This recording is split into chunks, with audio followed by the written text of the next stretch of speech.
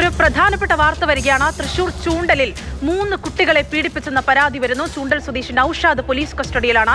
നൌഷാദിന്റെ വീട്ടിലെ ട്യൂഷൻ സെന്ററിൽ വെച്ച് കുട്ടികളെ പീഡിപ്പിച്ചെന്നാണ് പരാതിയിലുള്ളത്. MS ലിഷോയാണ് വിശദാംശങ്ങളുമായി ചേരുന്നത്. ലിഷോ, എന്താണ് ഈ പരാതിക്ക് അടിസ്ഥാനമായ കാരണം? എന്തൊക്കെയാണ് വിവരങ്ങൾ? ഈ 3 കുട്ടികൾ ഈ നൌഷാദിന്റെ ട്യൂഷൻ സെന്ററിലേക്ക് വന്നിരുന്നവരാണ്.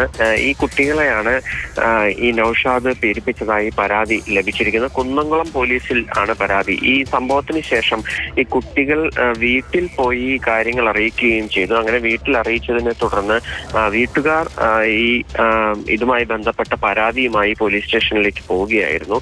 കുന്നംകുളം പോലീസ് ഉടനടി തന്നെ ഇതുമായി ബന്ധപ്പെട്ട അന്വേഷണം ആരംഭിക്കുകയും ഈ നൌഷാദിനെ വീട്ടിൽ നിന്ന് കസ്റ്റഡിയിൽ എടുക്കുകയും ചെയ്തിട്ടുണ്ട്.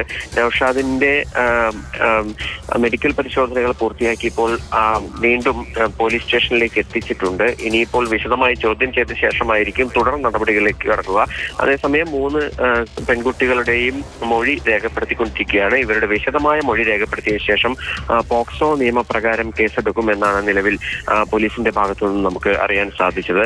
എന്തായാലും ചൂണ്ടലിലെ ഈ നൌഷാദിന്റെ വീട്ടിൽ വെച്ചാണ് ഇത്തരത്തിൽ ഒരു സംഭവം നടന്നത്. ലിഷോ, ഈ ട്യൂഷൻ സെന്ററിൽ മറ്റു കുട്ടികൾ പഠിക്കുന്നില്ലേ? 3 കുട്ടികൾക്ക് അപ്പുറത്തേക്ക് കുട്ടികൾ ഉണ്ടാവുമല്ലോ.